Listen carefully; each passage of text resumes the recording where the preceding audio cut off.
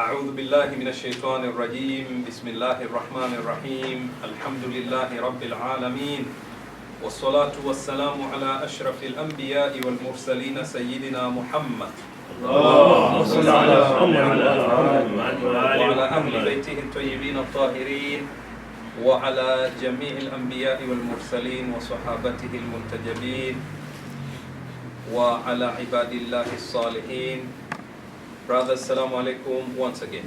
When we hear the news of someone who has passed away, then our minds, thoughts, feelings go back to that particular individual, and then we remember our marhumin. We remember them, that they have left this world. And then of course, we come to remember also a day will come when we will be made to depart from this world. We try to search for something to cool our shock and our loss. Then of course we go to the Holy Quran. In the Holy Quran, Surah Al-Baqarah, this ayah is very important, where Allah subhanahu wa ta'ala says, وَلَنَبْلُوَنَّكُمْ بِشَيْءٍ مِّنَ الْخَوْفِ وَالْجُوعِ وَنَقْصٍ مِّنَ الْأَمْوَالِ وَالْأَنفُسِ وَالثَّمَرَاتِ وَبَشِّرِ الصَّابِرِينَ الَّذِينَ إِذَا أَصَابَتْهُمْ مُصِيبَةٌ قَالُوا إِنَّا لِلَّهِ وَإِنَّا إِلَيْهِ رَاجِعُونَ, until the end of the ayah. So this ayah is very important for us all the time to remember that Allah says in His creation, when He created us not to live in this world forever. Even though in reality, on daily practices, we want to live forever. But that is something which is impossible. Allah created us in stages. One of that stages is our creation in this world. And then we will be made to depart. I repeat again the word, we will be made to depart. Because if we were to choose to stay, we would want to stay in this world forever. But that will not come. Allah will make a day and He will send the angels. They will come take our souls away, even though we have bodyguards, locks in our rooms. We don't want anyone to come. They will come from places which we don't know, and they will take us away, because we were not meant to live here forever. But that reality, to understand it and to accept it, is not easy. Because why? We are used to this place.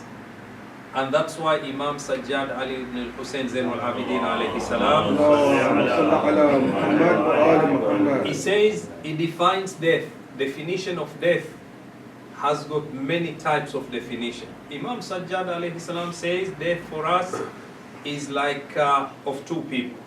Those who change the dirty clothing and they wear a nice one. And there are those who have a nice one, they don't want to leave it, they wear a dirty one. So he says it's like to change a clothing. For those mu'minina believers, it's like they are wearing dirty clothing in this world. When death comes, they remove that and they enter into a new type of life, and that is life of barzakh. But that understanding is not easy, because some of us, we know we have committed a lot of guna. We don't want to live because we don't know what will happen with us and the angels when we are alone. Some of us, maybe we have a lot of things to do with Allah subhanahu wa ta'ala which we have not done properly. And some of us because of ignorance. And majority of us is because of that. Where are we going? We don't know. We don't have the map. We don't know the weather forecast. We don't know anything. So we don't want to go there. We want to stay here. While there is the world of barzakh is bigger than this one. Mercy of Allah is more than this one. And so on and so forth. And our bodies, they get tired. After every 7 days, the cells in our bodies, they change. Every 7 years, everything in our body changes. We have a new thing. And then we become old. وَمَنْ نُعَمِّرْهُ نُنَكِّسْهُ فِي الْخَلْقِ أَفَلَا يَعْقِلُونَ Surah Yasin we read. وَمَنْ نُعَمِّرْهُ, anyone who we make him to live longer, نُنَكِّسْهُ فِي الْخَلْقِ, we will reduce some of his organs. أَفَلَا يَعْقِلُونَ? Don't they think about this? So, but to accept the reality of us being made to depart is not easy. This ayah is very important. وَلَنَبْلُوَنَّكُمْ بِشَيْءٍ مِّنَ الْخَوْفِ وَالْجُوعِ وَنَقْصٍ مِّنَ الْأَمْوَالِ وَالْأَنفُسِ وَالثَّمَرَاتِ وَبَشِّرِ الصَّابِرِينَ. Allah will take away some of whatever we have. Family members, properties we have, fruits we get, or cultivation we cultivate, we harvest. Allah will take away that. And He will reduce here and there. But He says, وَبَشِّرِ الصَّابِرِينَ. Give glad tidings to those who have patience. الَّذِينَ إِذَا أَصَابَتْهُمْ مُصِيبَةٌ.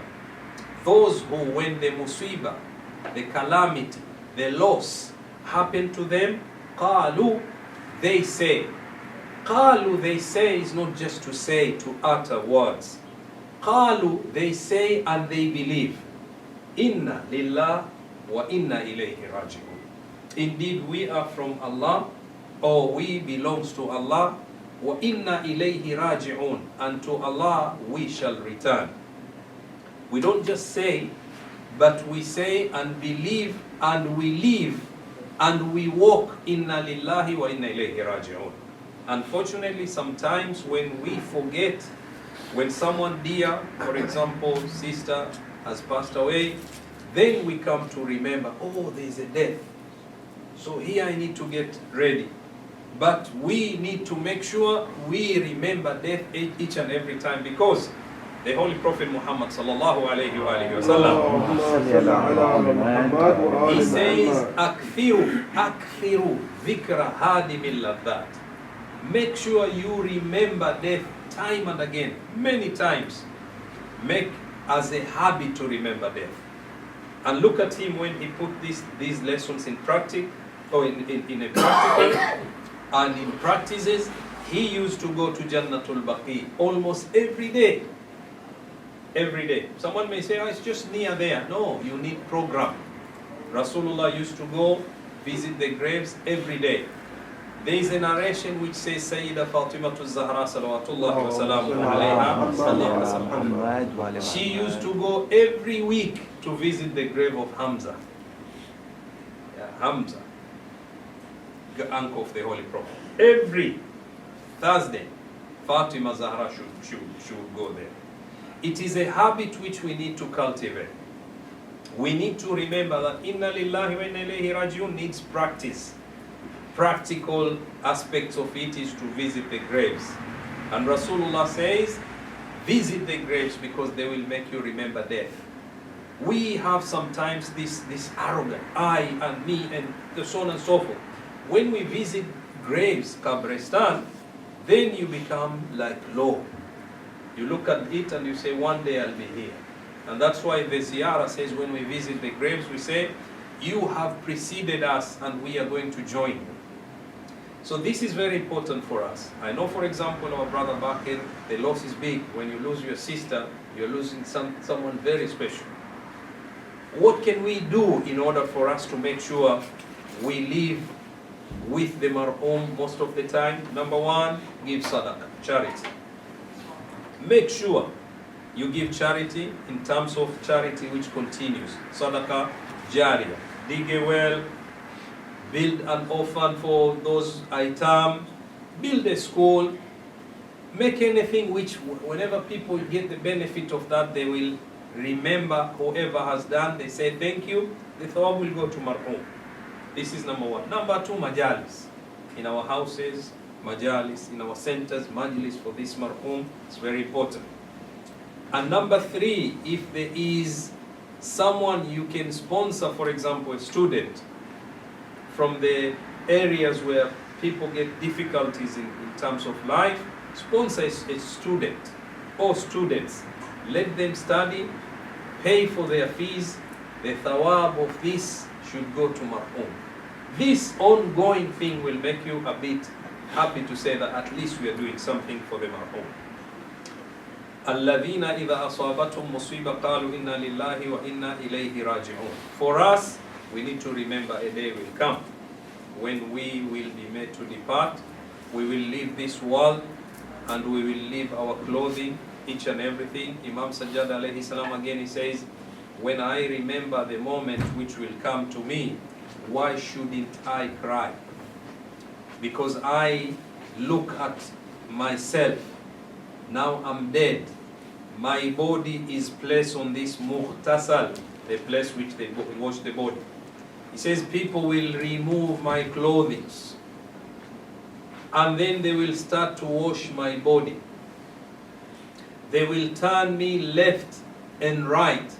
Why shouldn't I cry when I remember that? And then they will take my body for Salatul Mayyit. Yeah. Salatul Mayyit. There is no ruku sujood. This is just dua. Then they will take my body to my grave. They will leave me alone with my a'mal. Why shouldn't I cry when I remember? For us, we don't have anything except to remember Inna Lillah wa Inna Ilayhi Raji'un. And a lot of condolences to Brother Bakir and his family and all the mu'mineen and mu'minat, because the loss of a mu'mina or mu'min is the loss of all of us.